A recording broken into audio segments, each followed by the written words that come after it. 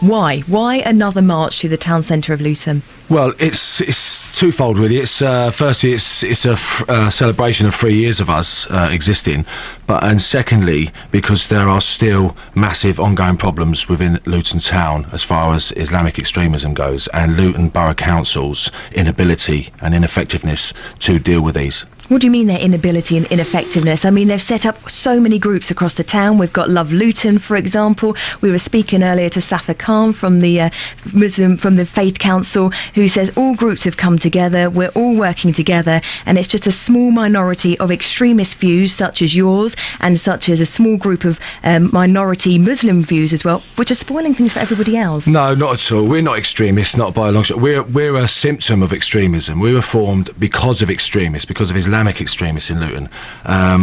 Luton Borough Council have formed Luton in Harmony, which is a joke, and it's failing miserably, and has failed the Lutonians, and failed completely, because the very fact that they have to say that Luton is in harmony means there is a problem. Are you failing Lutonians, though, by costing them a vast amount of money of £1 million in police resources, which is what it will take, once again, to fund this march, and also denying them access, really, to Luton Town Centre, like you did in February last year? No, not at all, because if you're going to start talking about money, if you start talking about costs to demonstrations, we are taxpayers. It's our democratic right to peacefully protest. We have that right. But if you want to talk about cost, what about the cost of all the unions protesting teachers' demonstrations? They're millions and millions. What about the £720 million of taxpayers' money spent on the Prevent scheme, which has failed miserably? And Westbourne Road Mosque is under investigation for £180,000 of that money, which has gone missing. What about harmony, though? I mean, there wasn't a lot of harmony in February last year. There was 8 arrests, and it all passed off pretty civilly, really, in the broad scheme of things, the march. But it did mean that people didn't come into the town centre of Luton to shop on that Saturday. It did mean that local traders had to board up their shops. It also meant that local trade lost £6 to £7 million. That's not harmonious, is it? Right, if you can allow me to talk to that. Firstly, Hazel Simmons, the Luton Borough Council, spent the last... No, I'm not talking about Hazel. I'm talking about what your actions last year but they spent 6 weeks prior to the demonstration going around Luton Town demonising us, telling businesses to lock up all their businesses and board up their shops. There wasn't one single broken window. There wasn't one single arrest on the behalf of the English Defence League, but there was 14 arrests on the UAF side, the left side, Upper Park Street, and they were rolling around the floor with police officers. Now, Sian Timoney was amongst those demonstrators. Now, she's a senior figure in the Luton Borough Council. What about the idea? I'm not going to go down there. It was perfectly peaceful. What about the idea, if Unite Against Fascism are also going to hold a counter-demonstration to yours on the 5th of May, what about the idea of moving your demonstration to the weekend after, so you can have all the say and have all the opinion and get your views out there without Unite Against Fascism being there? It was put forward earlier by one of our listeners, Dennis in Dunstable, that you wouldn't ever do that because the only way you're going to get your view across is if the two groups do come together at the same time. Right, once again, every time I liaise with police and I organise the demonstrations,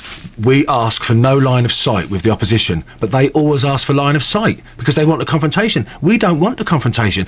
We asked for St George's Square first before the left or UAF or any other anti-protest group against us even knew we were going to do a demonstration. So we were there first, if you like. We just want to do a peaceful demonstration, express our right to a peaceful assembly and move on like we did last year. No trouble, no arrests, no broken windows. Which is your right to do. Which is your right to do. Peaceful protest. How about taking it out of the centre of Luton so people can go about their everyday business? We can all go shopping on a Saturday rather than being met by both of these two groups. How about the idea of doing your march or your protest in Wardown Park, for example? No, well, the whole ethos of doing the demonstration is the town centre, St George's Square. Why? And because it's it caused maximum disruption. No, because it's the hub of Luton Town. It's the centre, so therefore it gets the most media attention and it makes the biggest statement. It's just common sense. But also because if we go out to somewhere like Wardown Park or Manor Park, we might as well not do it because we'll be on the outskirts. And that they would love that. Luton Borough Council would love that. But that's not going to happen.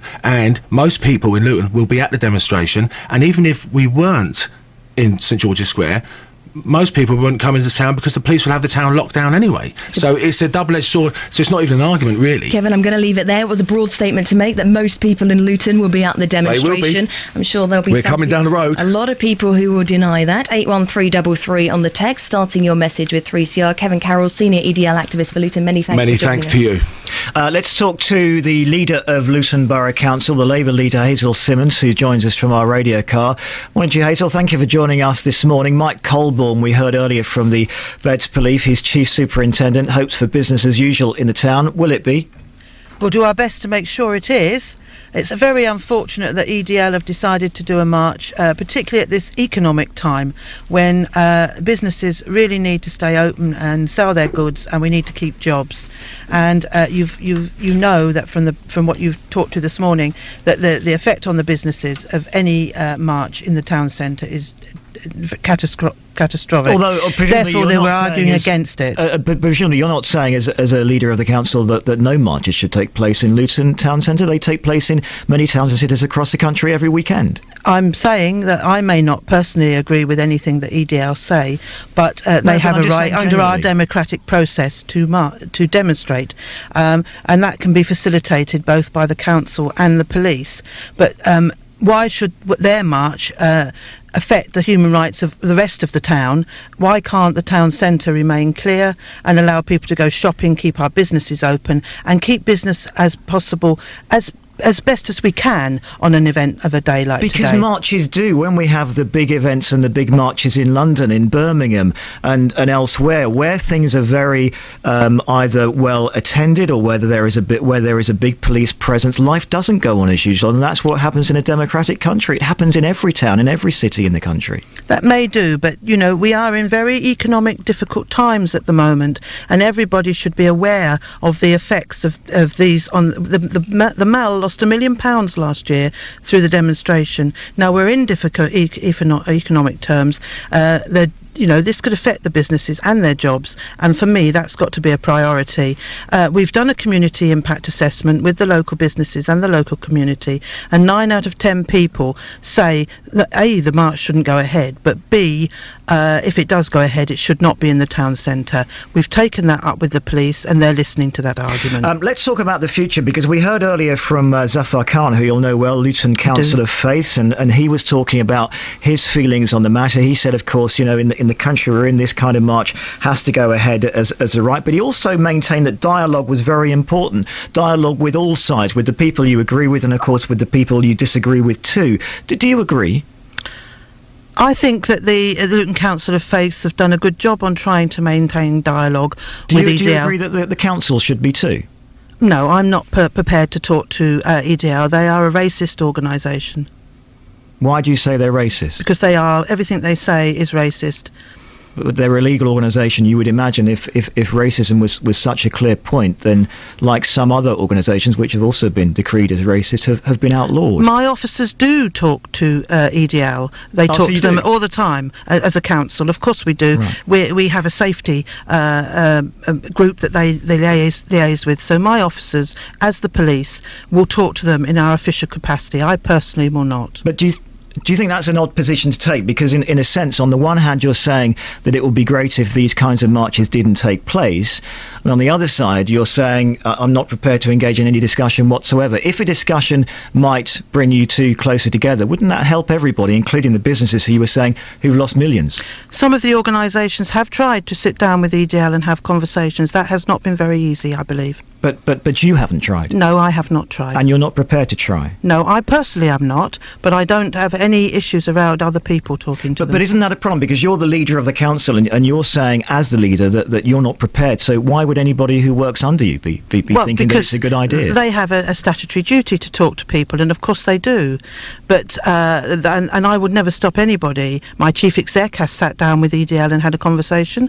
I personally will not, and that is surely my human right as well.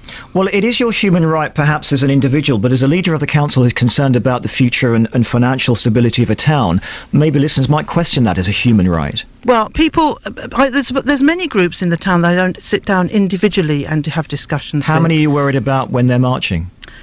I don't talk to the UAF particularly, either. But you have done, have you?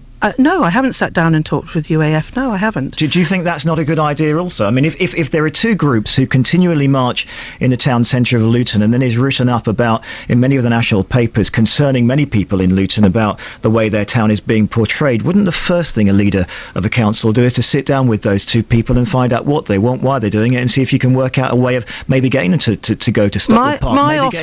My officers and other members have made liaison with the EDL. I personally have not. That is not the issue that we're discussing today. We're discussing about a very disruptive march that we're going to have in the town that affects 98% of the community. And we're talking about whether a march should be allowed to come through the town centre or not. And the argument is really about not stopping their human right of having their demonstration.